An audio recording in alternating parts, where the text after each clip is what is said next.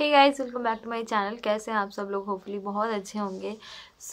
आज का हम वीडियो स्टार्ट करते हैं कि इम्पॉर्टेंट क्वेश्चन के बारे में जो आप लोग हमेशा मुझसे पूछते हैं। और मेरा रूप थोड़ा सा बदला है क्योंकि मैं बाहर हूँ, इसलिए इस पर कोई कमेंट नहीं करेगा। ऑलरेडी कई सारे लोग मुझे कई चीज़ों पर कमेंट कर रहे हैं आजकल, तो उसका जवाब हम बाद में देंगे। पहले हम आज के टॉपिक पर बात करते हैं। आज हम बात करने वाले हैं इंजेक्शन के बारे में जो डॉक्टर आपको देता है रैप्चर होने के बाद। बहुत सारे लोगों को रैप्चर के बारे में पता है और बहुत सारे लोगों को रैप्चर के बारे में नहीं पता है, ठीक है। तो रैप्चर होने का मतलब आप सब जानते हैं, मैंने बहुत बारी बोला है कि जब आप फॉलिकल मॉनिटरिंग कराएंगे तो आपको रैप्चर का मतलब समझ आएगा। मतलब एक एग जो है वो रेडी हो जाता है स्पर्म को लेने के लिए, ताकि वो एक बच्चे में कन्वर्ट हो सके, एक फीटस में कन्वर्ट हो जाए।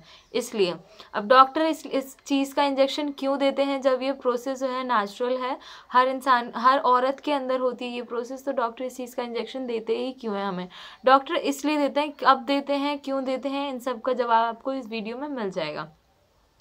बेसिकली जब हम फॉलिकल मॉनिटरिंग कराते हैं उस टाइम पे डॉक्टर के पास हम जाते हैं और उनसे पूछते हैं कि हम जो है अब फॉलिकल मॉनिटरिंग करा रहे हैं, तो रैप्चर का इंजेक्शन आपको डे काउंट कराएंगे। मोस्टली 14th या 15th या किसी को 11th डे पर भी लगता है।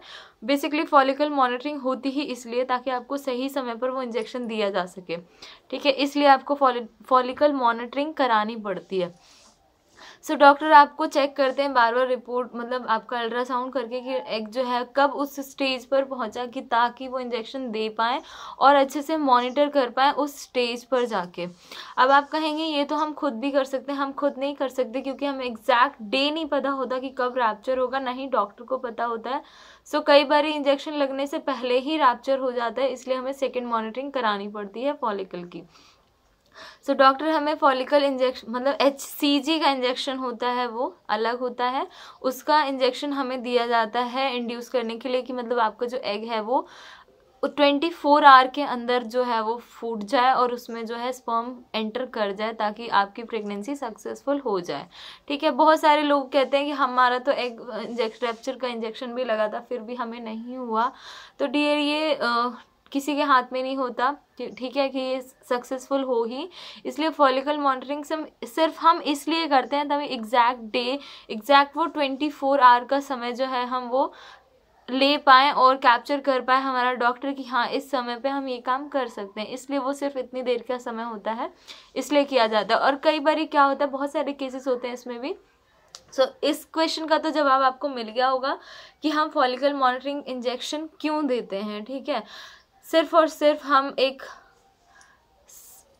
मतलब सेटिस्फाई होने के लिए, 100% श्योर होने के लिए कि हाँ इस टाइम पे रैप्चर हुआ था बट प्रेगनेंसी नहीं हुई फिर भी, ठीक है, इसलिए। और किसी को हो भी जाती है। और तीसरा, हम बहुत कंफ्यूज होते हैं कि भाई हम तो जब लास्ट अल्ट्रासाउंड हमारा हो रहा था फॉलिकल मॉनिटरिंग की लास्ट स्टेज पे थे, हम 4 या 3 सिटिंग होती है, हम जब 4th सिटिंग पे थे तो डॉक्टर ने बोल दिया कि आपका एक जो है वो रैप्चर हो गया, आप एक बार अपने डॉक्टर से मिल लीजिए।